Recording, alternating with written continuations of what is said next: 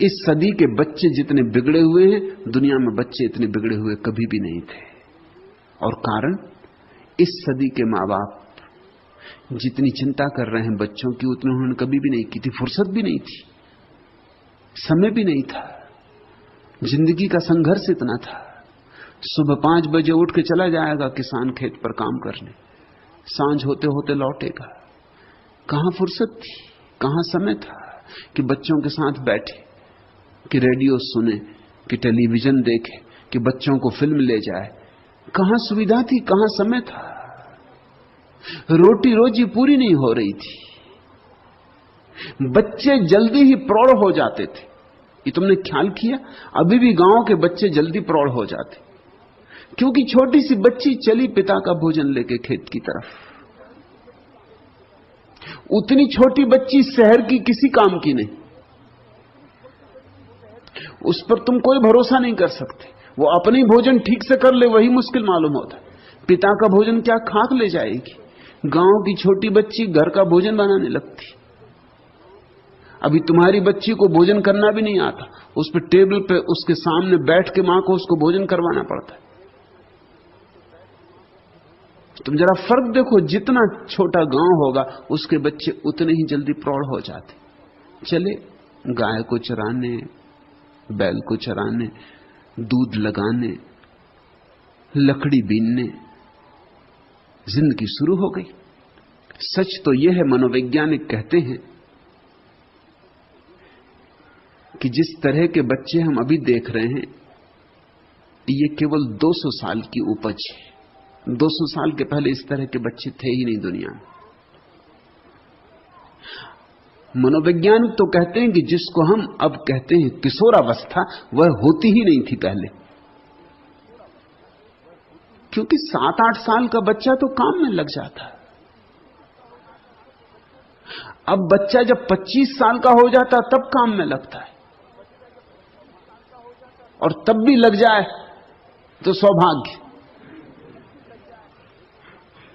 क्योंकि तो 25 साल बिना काम करने की आदत, 25 साल मुफ्तखोरी करने की आदत, 25 साल तक मां बाप के ऊपर निर्भर रहने की आदत। कोई लंबा छोटा समय नहीं, लंबा समय 25 साल। अगर 75 साल जिएगा तो 1/3 जिंदगी हो गई। 1/3 जिंदगी तो आदत हो गई निर्भर रहने की। अब अचानक काम और जिम्मेवारी। आज अमेरिका में जो बच्चे हिप्पी हो रहे हैं, उसका कारण तुम समझते हो? अमेरिका सबसे ज्यादा समृद्ध है, इसलिए सबसे ज्यादा विकृत बच्चे पैदा हो रहे हैं। समृद्ध होने के कारण जरूर से ज्यादा ध्यान दिया जा रहा बच्चों पर। बच्चों को साइकिल ही नहीं चाहिए, कार भी चाहिए। छोटे छोटे बच्चे कार चला रहे हैं। सबसे ज्यादा दुर्घटनाएं उन्हीं से होती। सबसे ज्यादा कार की दुर्घटनाएं 18 वर्ष से लेकर 25 वर्ष के बीच के लड़के करते, लड़कियां करती। और सबसे ज्यादा अपराध भी वही करते। सबसे ज्यादा उपद्रव भी 18 और 25 साल के बीच के बच्चे करते। खाली है, ताकत हाथ में आ गई, काम कुछ है नहीं। यूनिवर्सिटी में आग लगाओ, फर्नीचर तोड़ दो, खिड़कियों के कांच तोड़ दो, कुछ तो करना होगा। ये तुम कल्पना नहीं कर सकते थे, क्योंकि 25 साल का पुराने जमाने का आदमी तो बड़ा प्रौढ़ होता था।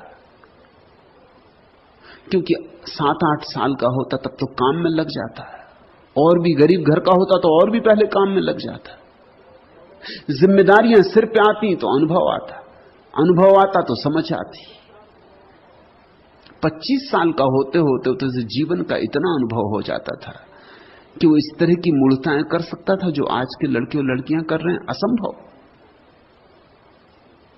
उसमें एक गुरु गंभीरता आ जाती थी, उसे जीवन का एक पाठ मिल गया होता था।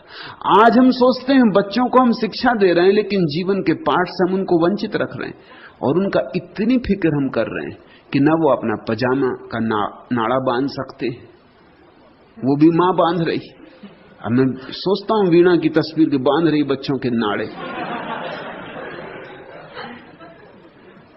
अब भजन भी गा रही होगी तो नाड़ा खुल जाता होगा, नहीं बनता होगा, बच्चे को नाराजगी आती होगी कि ये बात क्या है। पहले नाड़ा बिल्कुल ठीक बनता था, अब रास्ते में खुल जाता है।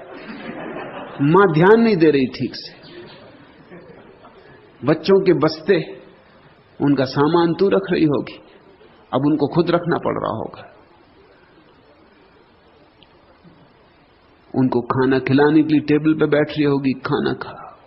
बच्चे रो रहे हैं आज के, किस लिए रो रहे हैं पूछो उनसे। पुराने जमाने के बच्चे रोते थे कि भोजन चाहिए, आजकल के बच्चे रो रहे हैं कि उनको मां भोजन करा रही, वो उन्हें भोजन नहीं करना, आंसू टपक रहे हैं, और मां सामने बैठी कि भोजन करो, उन्हें भोजन नहीं करना, या उन्हें यह भोजन नहीं करना, उन्हें आज कुछ और चाहिए कि आज वो जाना चाहते हैं कॉफी हाउस, इडली डोसा या कुछ और। उन पर ध्यान, उनको 24 घंटे ध्यान चाहिए, और इस ध्यान से कुछ लाभ नहीं होने वाला उनको। ये जो जिस लड़के को 25 साल तक उसकी मां ने ध्यान किया है और ध्यान दिया है और हर तरह से उसकी फिक्र की, ये कल विवाहित होकर अपनी पत्नी से भी यही अपेक्षा करेगा और उपद्रव शुरू होगा, क्योंकि उसकी भी फिक्र की गई है और वो अपने पति से ऐसी अपेक्षा करेगी जैसे अपने पिता से अपेक्षा करती थी। कलह शुरू हो जाएगी, पहले दिन से कलह शुरू हो जाएगी। उनकी आकांक्षाएं, अपेक्षाएं बड़ी। लड़की चाहेगी कि पति पिता की तरह सारी अपेक्षाएं पूरी करे, पति चाहेगा कि पत्नी मां की तरह सारी अपेक्षाएं पूरी करे। ये कैसे हो सकता है? दोनों की आकांक्षाएं बड़ी, अभिलाषाएं बड़ी, और दोनों ही गिरेंगे क्योंकि दोनों ही पूरा नहीं कर पाएंगे।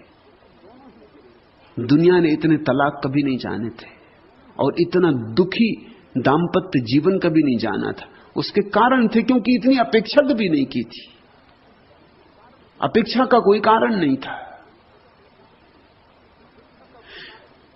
ऊपर से देखने में तो लगेगा कि अगर ध्यान हमने बच्चों पर कम दिया तो नुकसान होगा, ऐसा नहीं है।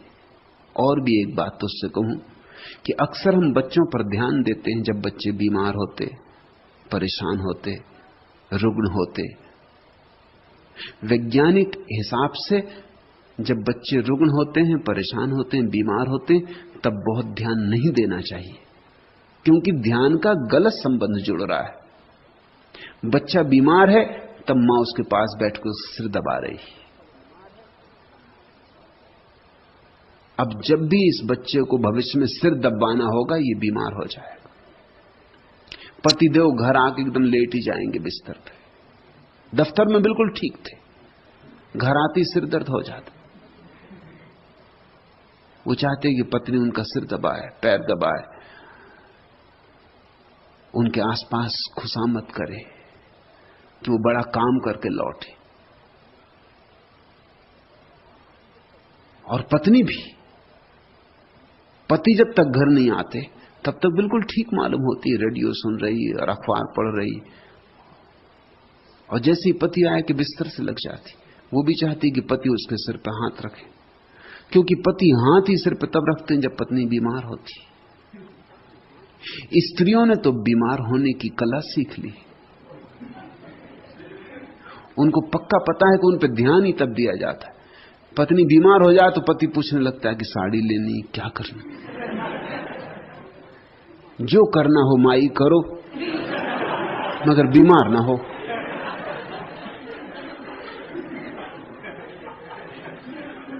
पत्नी भी जानती है कि जब बीमार हो तभी पति ध्यान देता, नहीं तो पति अपना अखबार पढ़ता, ध्यान देने की फुर्सत कहां है।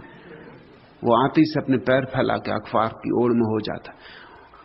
अखबार ओट है, वो बचने का उपाय है। पति आते से अखबार खोल लेता है, पत्नी इत्यादि सब उस तरफ छूट गए, झंझट मिटी। अब वो एक ही अखबार को कई दफे पढ़ता। मैं एक घर में मेहमान था, मैंने देखा कि वो सज्जन सुबह भी उसी अखबार को पढ़ रहे, दोपहर भी उसी को पढ़ रहे, शाम को भी जब पढ़ने लगे मैंने कहा सुनो, तुम शुरू से लेकर आखिर तक कई बार पढ़ चुके। वो भी थोड़े चौंके एकदम। उन्होंने कहा आप ठीक कहते, मगर ये मेरी रोज की आदत, क्योंकि यही बचने का उपाय है। मैं अखबार पढ़ता रहता हूं, पत्नी कुछ भी कहती तो मैं ऐसा दिखाता रहता हूं मैं सुन ही नहीं रहा हूं, क्योंकि सुनो की झंझट, सुना कि जेब पे हमला,